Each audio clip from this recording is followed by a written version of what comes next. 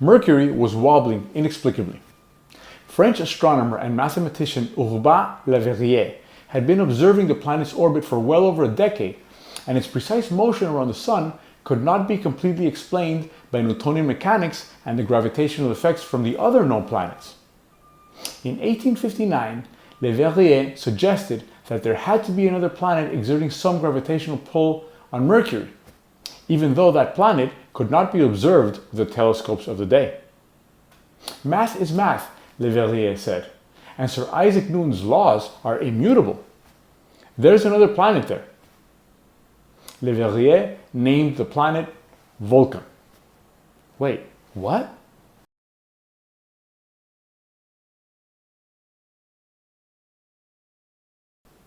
Let's back up a few years, to 1846. Le Verrier was, at that time, observing the orbit of Uranus, the farthest known planet.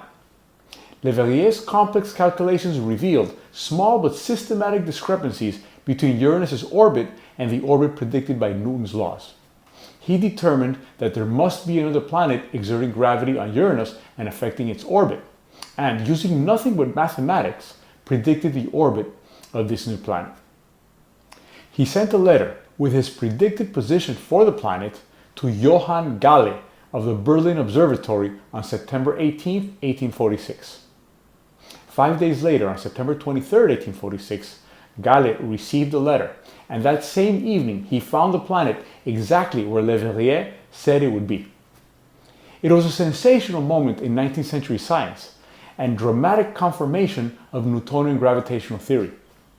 The new planet was named Neptune, and it is the only planet in the solar system found by mathematical prediction rather than empirical observation. Le Verrier had discovered Neptune avec la pointe de son stylo with the point of his pen. The discovery of Neptune was one of the most remarkable moments in 19th century science, and Le Verrier became revered as an astronomer. So when his analysis of Mercury's orbit a few years later pointed to the existence of yet another planet, Vulcan, with an orbit inside of Mercury's, everyone accepted it as fact. Le Verrier's calculation indicated a tiny planet difficult to observe per se, and much more so because of its proximity to the Sun. Vulcan is there, everyone thought. We just can't see it. Although in the decades that followed, astronomers all over the world continued to look for Vulcan, it was obviously never found. But Le Verrier had used the same calculation methods, the same math based on Newtonian mechanics to predict Vulcan that he had used to predict Neptune. What happened? Sadly, Le Verrier and his contemporaries didn't live to see the mystery resolved, because the solution came a half-century later. In 1915, a 36-year-old physicist wrote a scientific paper helpfully named Explanation of the Perihelion Motion of Mercury from General Relativity Theory. Wait, what? Yes, that theory of relativity. The author of the scientific paper was none other than Albert Einstein. Einstein's equations predicted Mercury's movements exactly without any recourse to the existence of a hypothetical Vulcan. His general theory of relativity modified the orbit predicted by Newtonian mechanics by adding the space-time curvature component of his theory. You may ask, why did Le Verrier's calculations based solely on Newtonian mechanics hit a home run by discovering Neptune, but strike out by wrongly suggesting the existence of Vulcan? The answer? The general theory of relativity modifies the predicted orbits of all the planets from what they would be based on Newtonian theory alone. But the magnitude of the differences diminishes rapidly as one gets farther away from the body that most affects space-time curvature. This depiction illustrates how in our solar system the curvature flattens as one gets farther away from the Sun. Therefore, the impact of space-time curvature on Uranus's orbit is minuscule, and its orbit can thus still be predicted by Newtonian mechanics alone, while the effects of the curvature on Mercury's orbit are dramatic.